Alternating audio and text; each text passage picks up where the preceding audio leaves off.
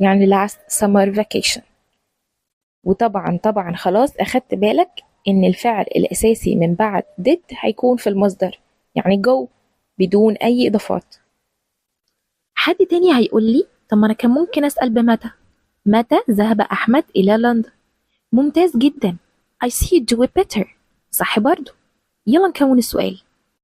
متى يعني when، والفعل المساعد did، والفاعل بتاعي أحمد، والفعل الأساسي go. باقي الجملة to London. يعني السؤال هيكون when did أحمد go to London.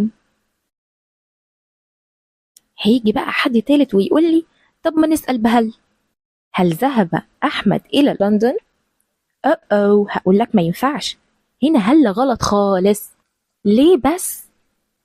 هقول لك فين الإجابة ب yes or no عشان